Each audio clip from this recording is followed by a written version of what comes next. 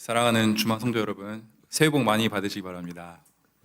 새해에는 하나님께서 여러분과 더 가까이 동행하시기를 소원하면서 응원하고 또 격려드리고 싶습니다.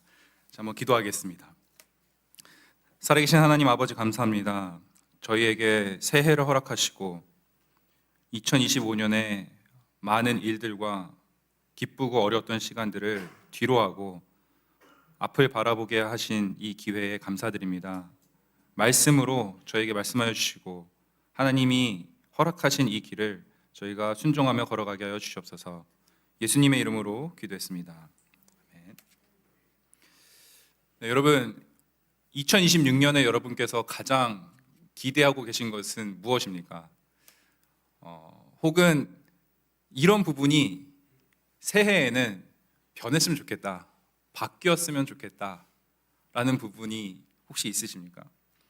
일부 예배 때는 이 질문을 했더니 제일 먼저 살을 빼는 것이라고 하시는 분이 계셨고요. 바라기는 새해에 어떤 변화 가운데 어려운 시간이 있었다면 기쁨의 시간, 아픔의 시간이 있었다면 회복의 시간이 더 많았으면 좋겠습니다. 오늘 저희는 요한복음 2장을 읽었습니다. 저희가 잘 아는 가나의 혼인잔치 이야기입니다. 이 결혼식에서 포도주가 떨어졌습니다.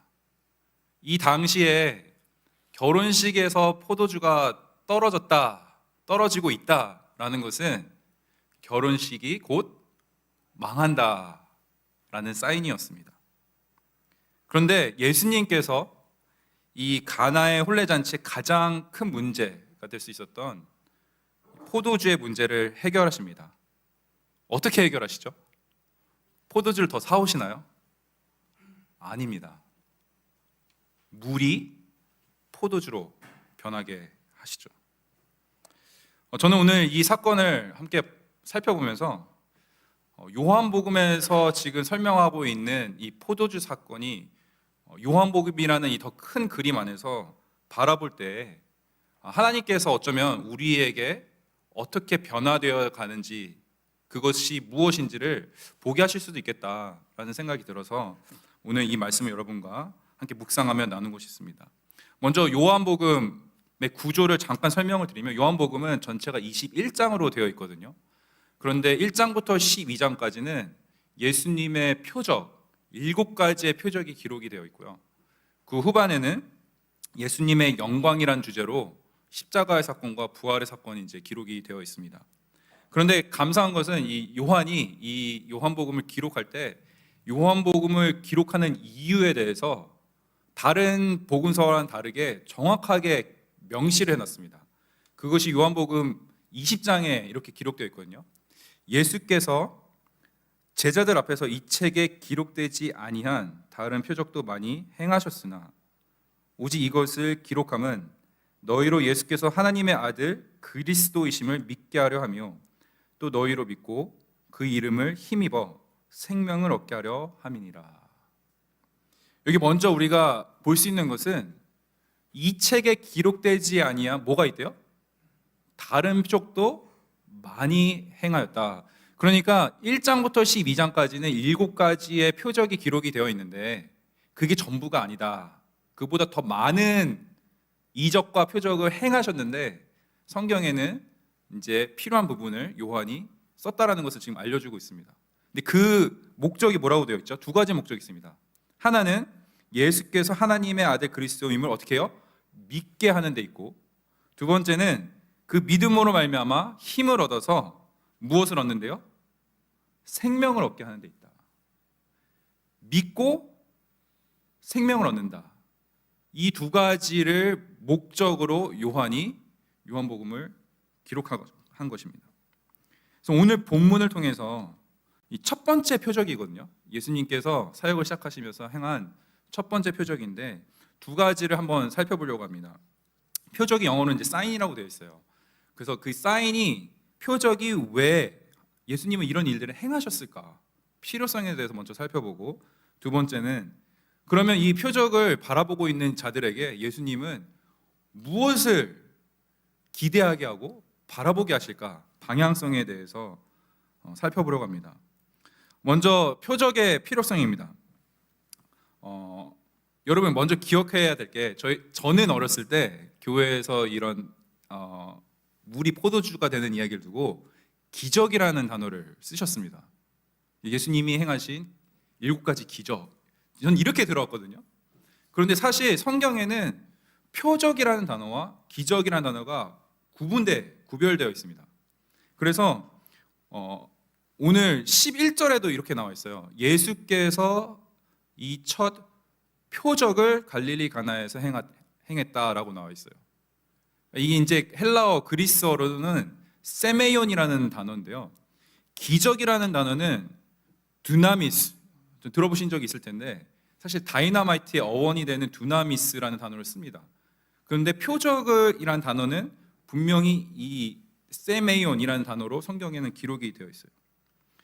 여러분 기적은요, 그 초점이 능력에 있습니다. 파워에 있습니다. 그런데 표적의 초점은 계시에 있습니다. 계시라는 것은 드러낸다라는 것이거든요. 그러니까 예수님이 표적을 행했다라고 했을 때는 기적이 아니라 표적인데요. 왜 그러냐면 어떠한 예수님의 능력이나 파워를 과시하려고 지금 이 사건들이 일어나는 게 아니라 이 사건을 통해서 드러내시고자 하는 메시지가 있다라는 것이죠.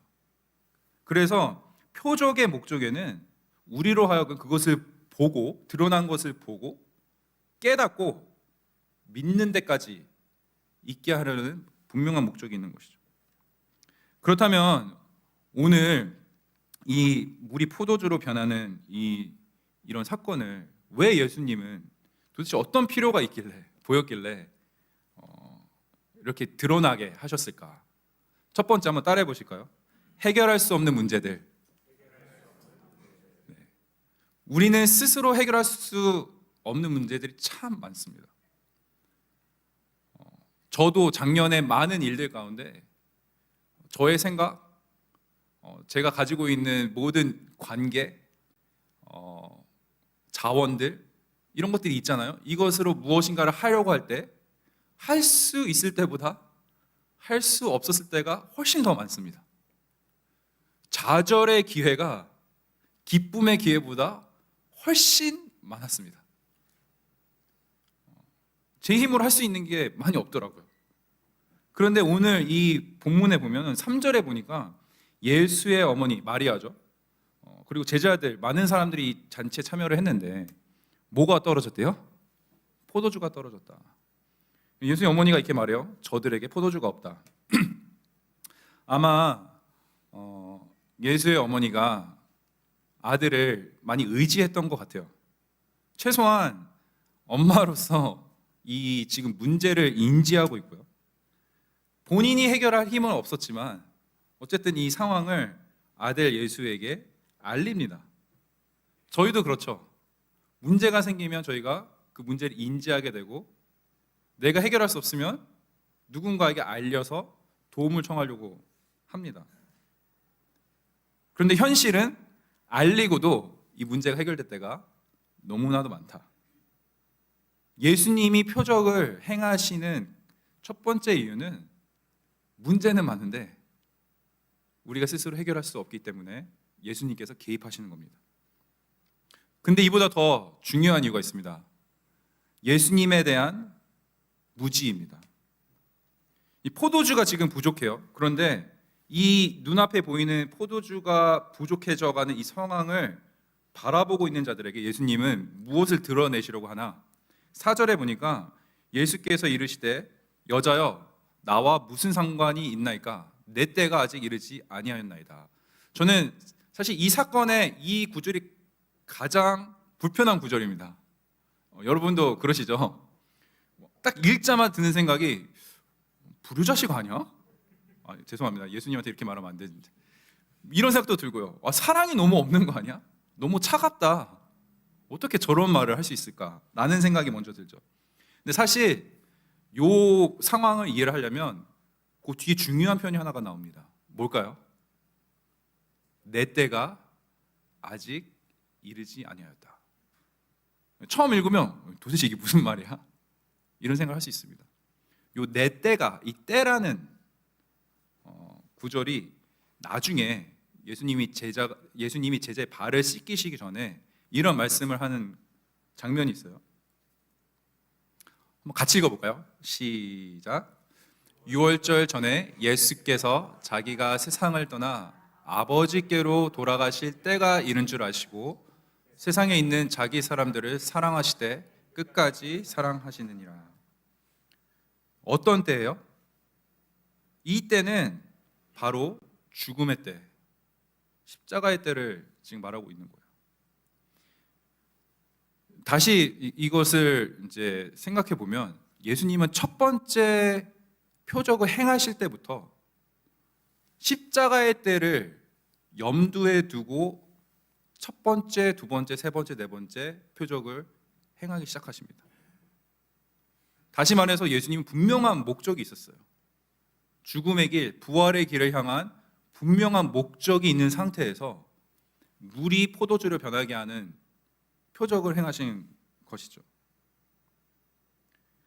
예수님의 주변에 있는 사람들에게, 가족들에게, 제자들에게 예수님은 진짜 문제는 눈에 보이는 포도주의 부족함이 아니라 너희가 내가 누군지 모르는 것이다 라는 것을 드러내려고 하시는 것이었습니다. 그런데 이보다 더 큰 문제가 있었습니다. 같이 말해볼까요? 전적 타락. 예수님이 표적을 한 번 행하지 않으시고 7번 행하지 않으시고 여러 번 행하신 이유가 있겠죠. 왜 그래요? 보여줘도 몰라요. 문제를 해결해줘도 몰라요. 오늘은 어떻습니까? 오늘 이 장면에서 예수님을 사랑하는 분이라면 조금 열받는 장면이 이렇게 두 구절이 이렇게 나와 있습니다.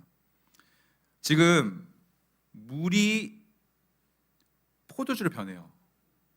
물로 된 포도주를 맛보고도 어떻게 됐대요? 어디서 났는지 알지 못하되. 여러분, 지금 없어지고 있는 부족한 포도주가 다시 생겼어요. 그럼 기쁘죠? 계속 마실 수 있잖아요. 그러면 문제가 해결됐는데 문제가 해결됐으면 이것이 어떻게 해결됐는지를 좀 궁금해야 되는데 지금 이 연회장은 전혀 관심이 없습니다. 우리가 우리의 문제를 놓고 기도를 합니다. 하나님께서 하나님의 때 그것을 해결해 주실 때가 있죠. 해결해 주시면 우리는 그 해결이 됐을 때 그 은혜를 입은 자들로서 이것이 도대체 어떻게 해결됐는지를 기억할 필요가 있는데 해결이 되는 순간 끝인 겁니다. 바로 여기서 포도주가 더 생겼구나, 잘 됐네 정도로 생각하고 있는 것 같습니다. 그런데 더한 문제가 이제 10절에 나와요. 이들의 반응을 한번 보세요. 10절에 보니까 말하되 사람마다 먼저 좋은 포도주를 내고 취한 후에 낮은 것을 내거늘 그대는 지금까지 좋은 포도주를 두었도다 하니라. 이게 무슨 말이에요?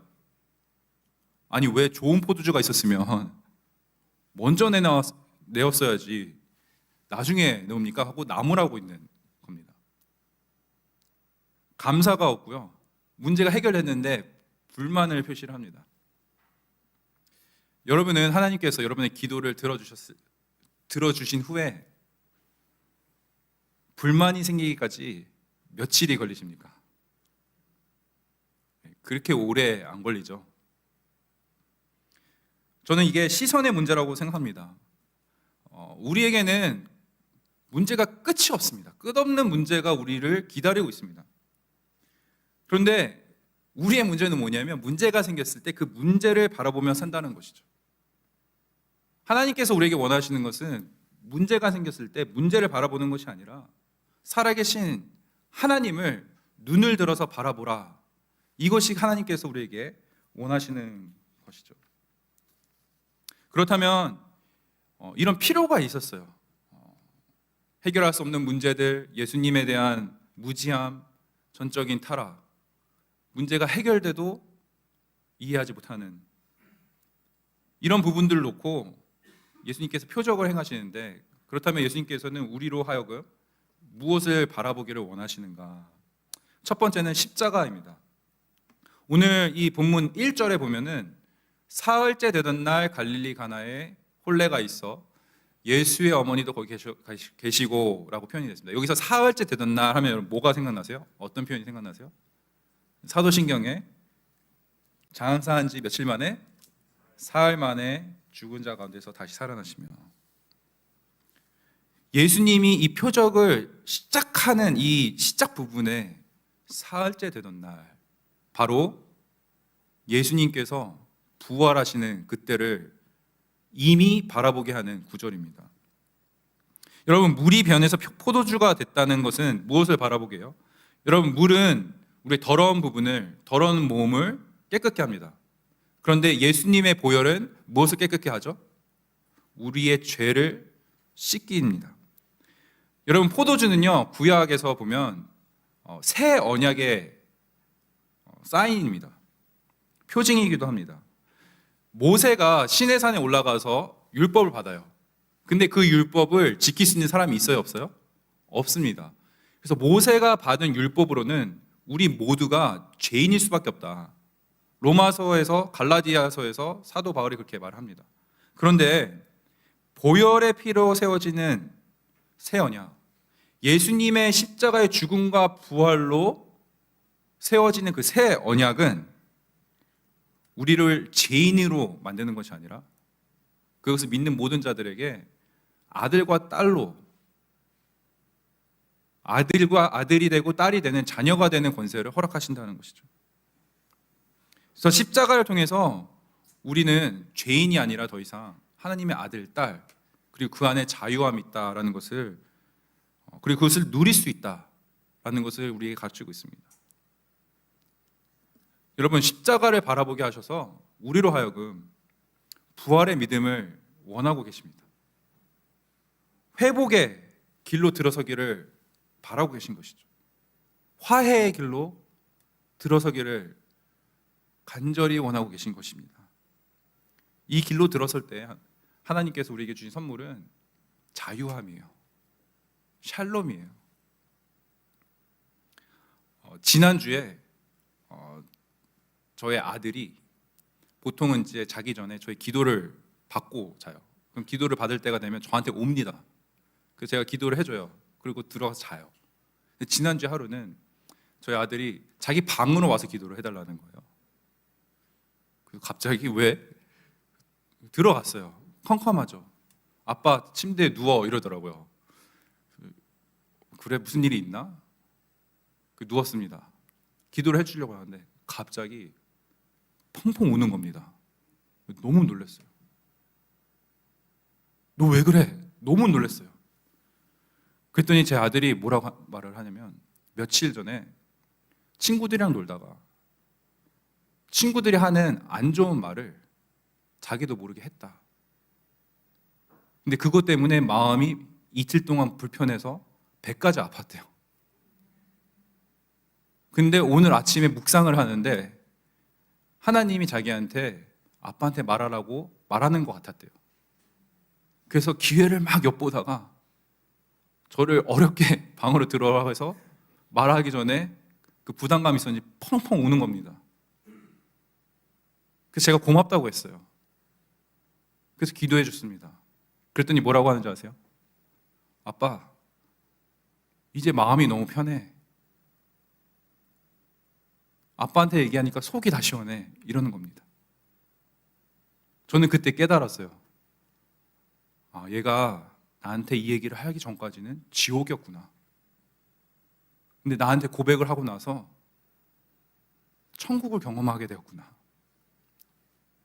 쉽지 않습니다. 하지만 그 순간이 마치 물이 포도주로 변하는 이 사건과 같은 순간을 아들이 경험했다고 생각을 하니까 전 너무 마음이 기뻤습니다.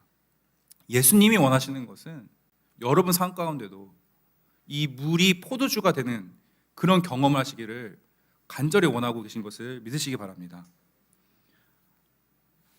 두 번째는 그리스도의 영광입니다. 오늘 11절 한번 더 같이 읽겠습니다. 시작.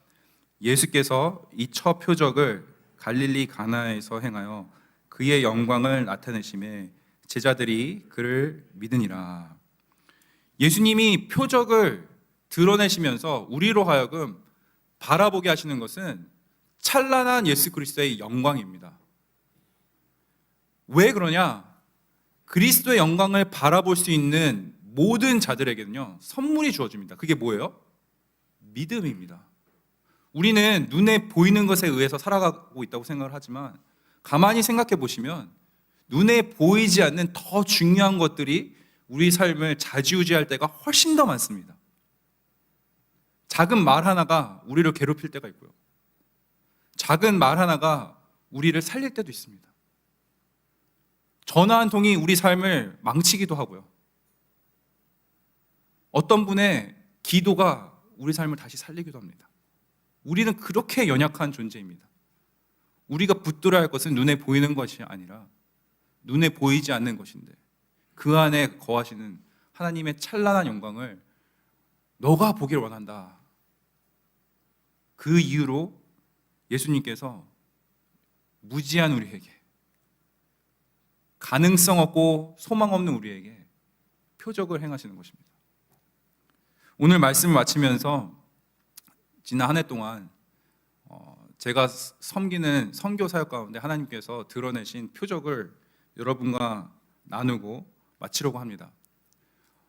저는 4년 전에 이제 한국에서 선교 사역을 하기로 마음을 먹으면서 여러분이 아시는 경기대 근처 수원에서 디아스포라 미니스트리 DM이라는 사역으로 유학생을 섬기기 시작했습니다. 그런데 사실 그것이 시작될 때 오셨던 첫 수련회가 있었는데 그 강사님이 동두천에서 사역하시는 호녀라 목사님이셨어요. 근데 그 목사님은 다문화 그리고 외국인 자녀들을 두고 학교를 하고 계십니다. 그래서 이 2022년 첫 수련회를 할 때 그분을 만나고 또 그분의 학교도 이제 개인적으로 방문을 해보고 하면서 한국에서 선교 사역을 하려면 이 학교라는 수단을 통해서 하나님을 알리고 또 그들을 섬길 수 있는 기회가 풍성하게 있겠다. 그런데 한 가지 꺼렸던 것은 진짜 이게 가능할까? 너무 힘들겠다. 학교를 한다고? 이런 생각이었습니다. 어쨌든 하나님 그런 마음을 4년 전에 주셨고요. 유학생을 섬기면서 그 마음이 줄어들면 너무 좋겠다는 생각을 했어요. 근데 이 마음이 조금씩 커져가는 겁니다. 그래서 2년 전에 DM 수련을 했을 때 당돌하게 디아스포라 크리스천 아카데미라는 이름을 발표를 하면서 타임라인을 제가 발표를 한 게 이겁니다. 2년 전에. 여기 보시면 보이실지 모르겠는데 여기 2025년에 뭐가 돼 있죠? DC의 개교라고 돼 있죠. 오늘 2026년이잖아요. 네, 개교 못했습니다. 근데 이때 같이 가셨던 분들이 이 표를 보고 2025년 개교를 보고 다 생각하셨대요. 저 불가능한데? 근데 아무도 저한테 말씀을 안 해주신 거예요. 어쨌든 지금 이 표를 보면 이제 그 DC에 대한 비전과 꿈이 성공입니까? 실패입니까? 네, 저는 실패라고 생각을 합니다. 이 표에 의하면. 어쨌든 그러나 이 순간 가운데 많은 것이 이렇게 드러나지 않는 이 상황 가운데 그냥 계속 기도하면서 기도 모임을 가지고 또 이 학교를 방문해서 이 교장 선생님과 교제하고 또 듣게 하시고 어떤 이 사역의 필요성을 계속해서 더 크게 느끼게 해주시는 시간들이 있었습니다. 그런데 사실 이제 DM 사역을 하면서 저희와 같이 그 자원하여서 섬겼던 형제가 한 명 있어요. 이 형제는 이제 저희 교회 성도는 아닌데 한국에서 대안학교를 고등학교까지 나오고 대학을 미국에서 이제 졸업하고 들어와서 이제 군대를 가기 전에 이제 저희와 지난 한 1년 정도 이제 DM 사역해서 제주도도 같이 갔다 오고 이런 형제가 한 명 있습니다. 근데 이 형제가 저희와 이제 팀이 되어서 많은 걸 섬겨줬거든요. 근데 지난 9월에 이 강영철 교장 선생님이 연락이 와서 교사가 한 명 부족하다라는 소식을 받습니다. 혹시 되게 급하셨나 봐요. 혹시 영어가 되고 초등학생을 가르칠 수 있는 청년이나 교사할 만한 친구가 있냐? 했을 때 그 형제가 제가 생각이 났습니다. 그런데 문제는 뭐냐면 이 형제가 DM 사역에 같이 열심히 돕고 있었기 때문에 저로서는 이 학교를 보내면 제가 힘든 거거든요. 그래서 보낼까 말까, 보낼까, 뭐 물어봐야죠. 일단 본인이 이제 간다고 하면 붙잡아 말을 안 하려고 했습니다. 근데 더 이상 생각난 사람이 없어서 물어봤어요. 이 형제가 고민하더니 수원에 사는 형제였는데 동두천 가서 가려면 그 대중교통이 하면 3시간이 걸려요. 하겠다고 한 거예요. 그래서 가서 이제 한 학기를 잘 마치고 아마 다다음 주에 이제 군대를 들어갑니다. 근데 이 형제가 이 사진을 보내왔어요. 초등학교 5학년 이제 담임을 이제 한 학기 동안 했는데 지지난주에 이제 크리스마스 지나면서 이제 방학을 하면서 섬김이 끝났습니다. 제가 어땠어? 이렇게 물어봤더니 이 형제가 선교사님, 제 첫 풀타임 직장이었는데요. 짧은 시간이었지만 이보다 좋은 직장은 없었습니다. 이렇게 말을 했습니다. 이 마지막 날 이제 방학하는 날 이제 이 담임이었으니까 5학년 애들이 이제 다음 학기에 돌아오지 못하는 것을 듣고는 이 중에 한 명이 1시간 동안 펑펑 울었다고 합니다. 그래서 저도 이제 이 크리스마스 지지난주에 학교에서 하는 행사에 다녀왔는데요. 이 학교는 뭐 나이지리아 애들, 방글라데시 애들, 뭐 여러 이제 14개국의 이제 아이들이 있는데 종교도 다 다릅니다. 무슬림, 시크교 이런 종교가 다르지만 크리스천 학교에 나오게 되면서 복음을 듣게 되고 또 예수님을 대해서 알아가게 되고 이런 신기한 학교가 있습니다. 그래서 이 학교가 계속 교제하다 보니까 제 마음이 커지겠어요? 적어지겠어요? 좀 피했어야 되는데 하나님이 어쨌든 저에게 계속해서 이분과 이 학교를 방문하게 하시고 마음을 키워가셨습니다.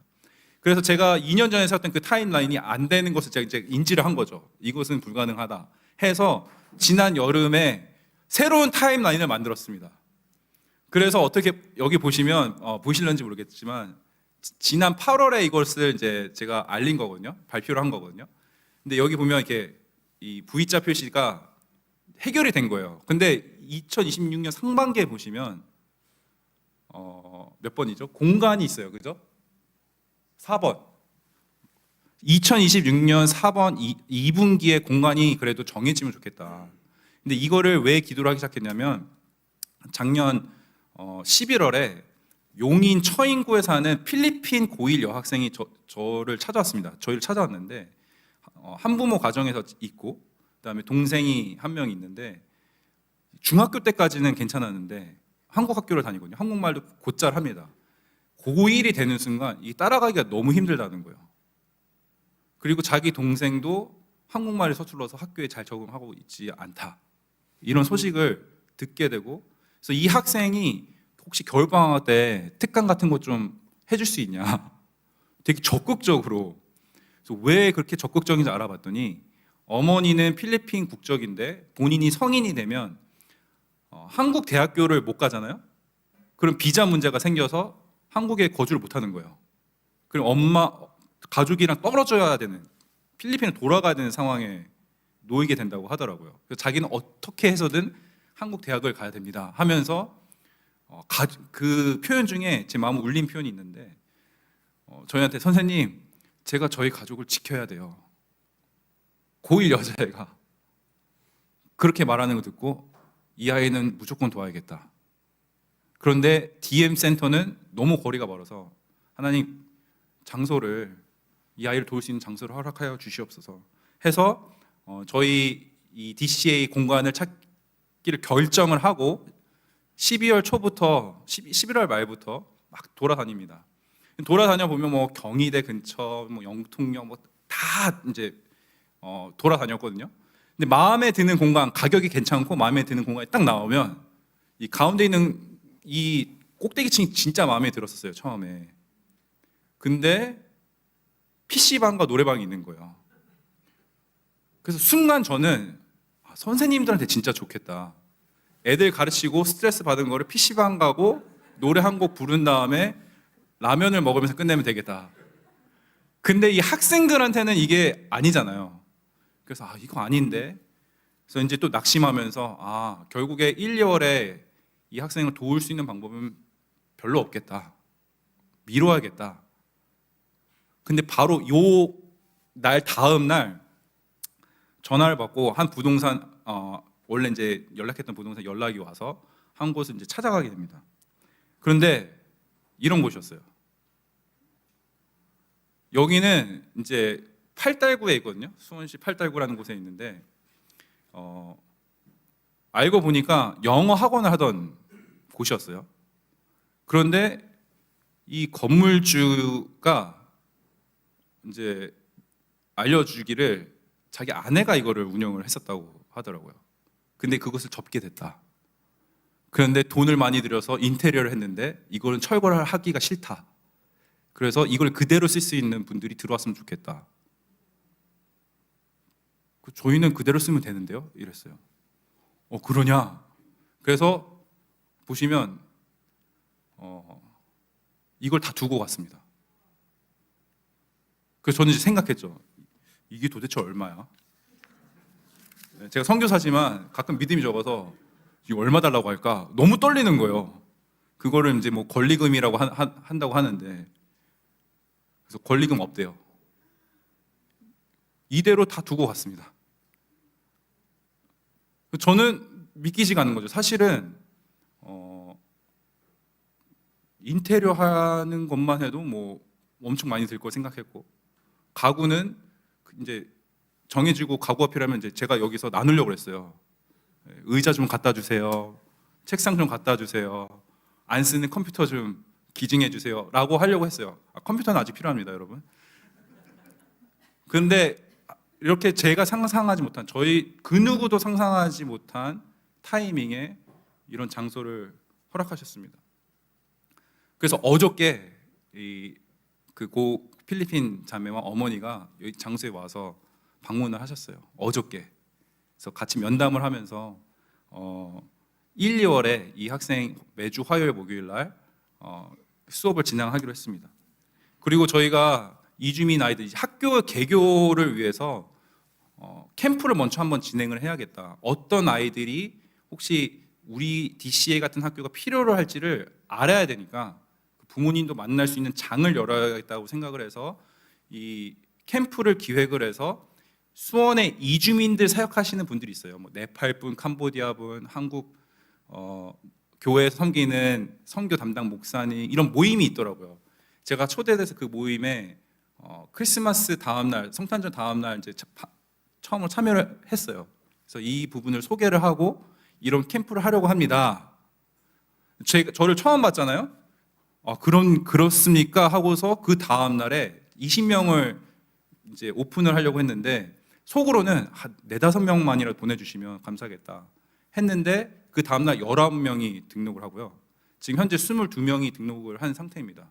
그래서 현재 중국 아이들, 베트남, 몽골, 필리핀, 일본 아이까지, 그래서 5개국의 아이들이 등록을 한 상태이고 이번 달 말에 이곳이 진행이 됩니다.